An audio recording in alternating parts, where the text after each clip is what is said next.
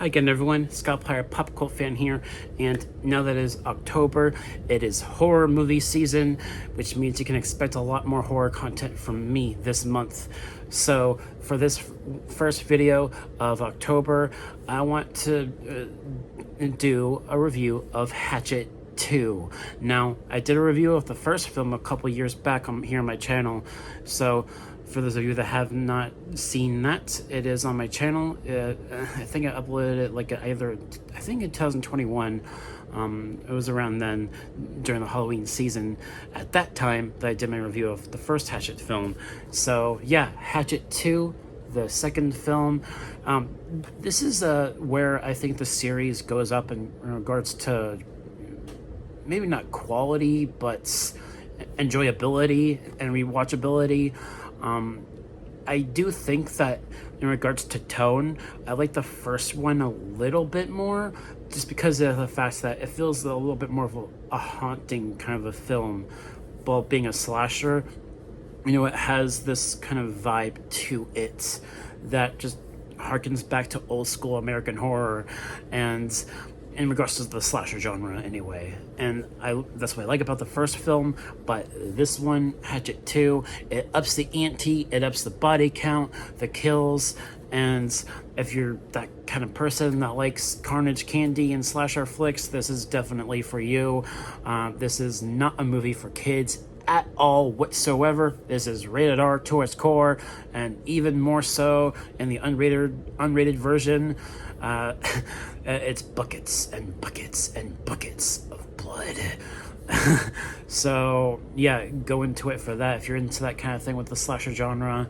And another thing I like about this movie is the story, right? You know, this one adds to the lore and backstory of Victor Crowley, which I also really like. He's sort of starting to do a little bit more world building within Honey Island Swamp, which I think is really fascinating. You know, we get more of how and why Victor Crowley became what he is, and the kind of character that he is, and it's really fascinating. And another thing I really like about this movie compared to the first one is that they brought back Tony Todd as his character, and there's a little bit more horror alumni in this movie. If you like horror alumni with actors like Tony Todd, for example, as he's well known for Candyman as well as the Final Destination movies, he's in this as his character Reverend Zombie from the first Hatchet film, and he's kind of like a supporting lead in this film, which I really like. And he's sort of like this I don't want to spoil it, because I know this movie came out in 2010, which was like freaking 14 years ago at this point, but you know, for those of you that are watching this that have not seen the movie, I don't want to spoil it, so I won't spoil anything about Tony Todd's character, especially when it gets towards the third act of the film. And then another thing that is worth mentioning is, you know, this is New Orleans. You know, this is New Orleans, Louisiana, and a lot of movies are filmed in New Orleans. I didn't really realize that.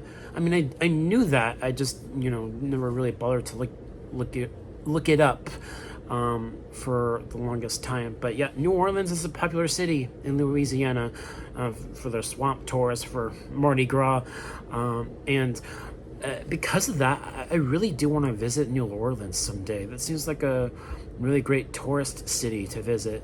And I know the Rebel Ridge movie filmed there as well, so maybe one day I'll go to New Orleans and see where the Rebel Ridge movie filmed, as well as the Hatchet movies. So yeah, and overall, I think that this film is a much more enjoyable ride because of the up to body count and the humor. It goes a little bit more into the self-aware humor, just a little bit though, not too much. The movie still takes itself pretty seriously, and that's what I like about these Hatchet movies. While there is the self-aware humor, it doesn't rely on it. It's in there enough, and that's what I like about it. It still takes itself seriously. It's straightforward horror still, mainly, with a little bit of horror mixed in, with a little bit of humor mixed in. And that's what I like about this film in particular, as well as Hatchet 3. Hatchet 3 is probably my favorite in this franchise, at least for now. But this one I do like a little bit more than the first one, in a way that it just delves into that backstory more, like I said, and that's what I really like about it. And another thing worth noting about this film is Danielle Harris as Mary Beth. You know, Tamara Feldman, who changed her name. I know the actress Tamara Feldman. I think she revealed her name was Amara, like her real name, and Tamara Feldman was her stage name or something. She changed her name because of this illness she had, like multiple sclerosis. I think that's what she has, and I think as a result of it, she changed her name.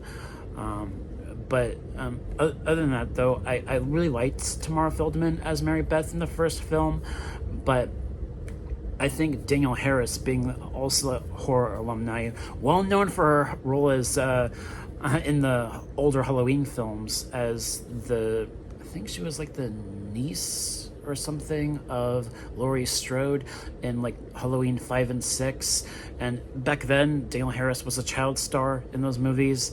So it was kind of nice having her as Mary Beth in the Hatchet 2, which is, you know, it's really cool, and I think she does a really good job in the role in this one, as well as Hatchet 3.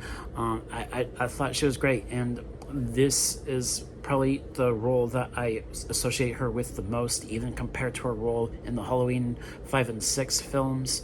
And overall, Hatchet 2 it's a fun film.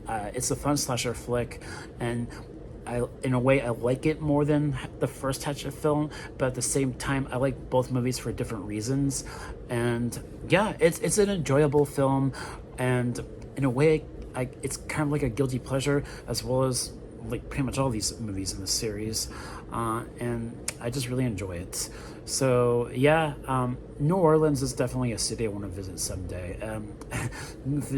Visiting, going to a Mardi Gras event maybe one day, that would be sounds like a lot of fun. And going on swamp tours, film tours, that sounds like a lot of fun.